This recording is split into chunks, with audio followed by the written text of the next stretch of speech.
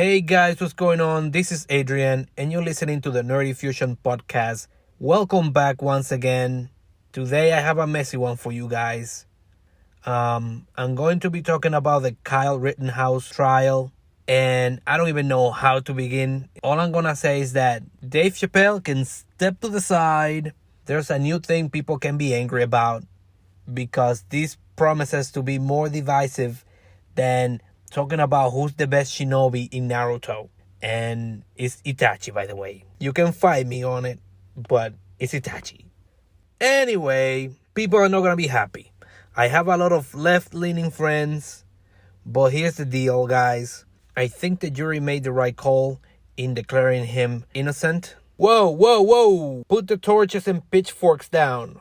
Christ, let me explain my reasoning behind it. Let's start with the trial. The way it works here in the States is that for you to be declared guilty, the prosecution must first prove without a reasonable doubt that you are in fact guilty. That means that you need to get enough evidence to fully convince the jury without a doubt that the person in question is guilty. The jury cannot be 75% sure, they need to be 100% sure. Because if everyone got a guilty verdict based on a hunch, then you probably wouldn't like it if you were the one on the bench. So they have come up with a whole principle to make sure they don't send people to jail that don't need to be in jail. At the same time, people have sometimes exploited that principle. That's kind of what happened with O.J. Simpson, who most people think is guilty, but they didn't have enough evidence to convince the jury without a reasonable doubt that he was in fact guilty.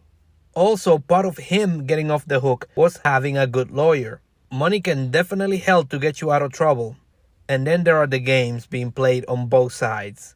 To lawyers, trials are a game, and the only thing that matters is winning. Both sides can call or avoid calling certain people to the stand depending on if it could help or hurt the case. Evidence can be omitted or fluffed up to appear more damaging. Even with jury selection, there are games being played.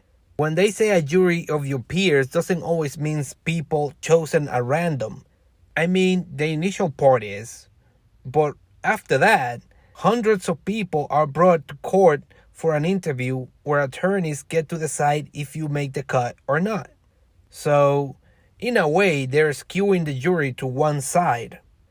And don't get me started on judges. They can range anywhere from cool and hopeful to see your redemption arc to waiting to make an example out of you.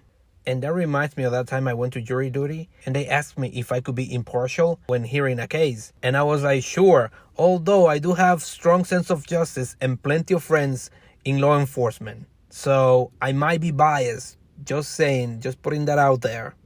In my defense, that was a younger me.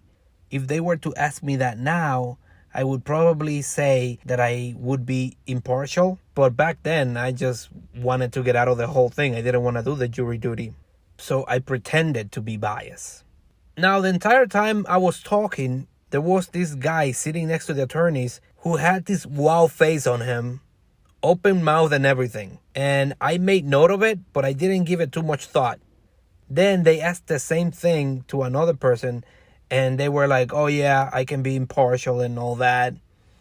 Then they went to a third person, but for the third person, they switched it around. They didn't ask the same thing. What they asked was, look at the defendant. Do you think he has the face of someone who would rob a store at gunpoint? And all of a sudden, I realize who this guy is and what I have done. And in my head, I'm like, what the hell? This is the guy?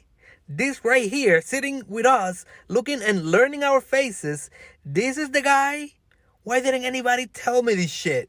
This is my first time in jury duty. And now I'm going to die. So there I am, putting my best I'm sorry face and looking at the dude like, hey man, I hope you know that I'm not trying to get you convicted. I'm just trying to get out of jury duty. So at the end of the day, I don't know if he understood what was happening. But I guess everything worked out because I didn't die. I'm still here. Well, I don't know. Maybe things didn't work out for him because I don't know what happened to him. Anyways, you still with me? I kind of went on a tangent there. But don't leave. I'm trying to make a point here. So, you could say that Kyle Rittenhouse was guilty or somewhat guilty, but the prosecution didn't have enough evidence to get a guilty verdict. Or, in the other hand, it is possible that he actually acted in self-defense. And guys, I have to say that after seeing the videos and listening to the arguments and all that, I think that he did act in self-defense. Having said that, do I like Kyle? No. Do I think he's a jackass? Yes. But dude, you would be scared fighting one guy. Now imagine 5 or more people coming towards you at once. This kid was shedding his pants, I'm telling you. Did he have to shoot Rosenbaum 4 times? Probably not. But then again, in a panic, you can do some wild shit. There was also the guy who was involved but didn't want to testify. And then the other guy who got shot but admitted that he only got shot after he pointed his gun at Kyle first. Like, come on, man. By the end of the trial, you can tell that the most likely scenario was that he acted in self-defense. Now, the issue with self-defense is that it can be an umbrella defense, because it covers any sort of scenario where the person feels threatened. Especially in a place like Florida, where you can get shot because a guy thinks that the way you walk is suspicious.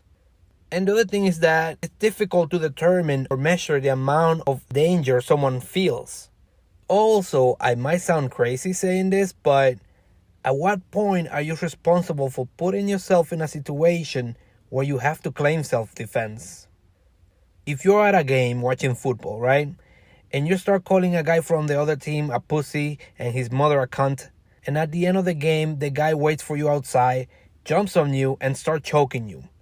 Then you're scared for your life, so you take your pocket knife and stab and kill the guy. Should you be treated as if you shot a guy because he broke into your home? Is that the same thing? I think these are 2 different scenarios. At the end of the day, the law is the law. I'm just playing around with these provocative thoughts. But let me put it this way. When the US wants to show force without fighting, it could station a naval ship outside enemy waters, right? But that can be interpreted as an escalation of tension. And if the move is daring enough, it could be taken as an act of war. What I'm trying to say is that just the act of him going to the BLM march with a rifle, a place where tension is already high, was not an example of defusing the situation. It was the opposite. It wasn't his duty to protect the business. His duty is to clean his room. Him walking in there was an act of defiance on a I wish you would mentality. His presence there escalated things to the point where he had to shoot his weapon. Having said that, who are the fools chasing a guy with a rifle? Listen, I see somebody with a gun, any kind of gun, and my reaction is to run the opposite way. To steal a phrase from Philly D, don't be stupid, stupid! And can we also agree that this wouldn't happen in a Latino family? Imagine me asking my mom for permission. Ama, I'm going to protect some businesses. Don't stay up late waiting for me. ¿Qué fue lo que dijiste, cabrón? Give me that rifle. And then she would take my rifle and beat me over the head with it, somehow hitting me on cue with every word. Why don't you clean your room? And as I go up the steps, she would say something like, you can start protecting people's businesses once you pay rent. And after that, she would call me to come down and eat dinner and act like she didn't just beat the shit out of me. Iro, mijo, antes de que se te enfríe, te la cociné con amor. What are you talking about? You just beat me up a minute ago. So I guess that's the moral of the story, guys. Latin moms are psychos. So there you have it. That's gonna be it for today, guys. Have a happy Thanksgiving, and I'll see you on the next one.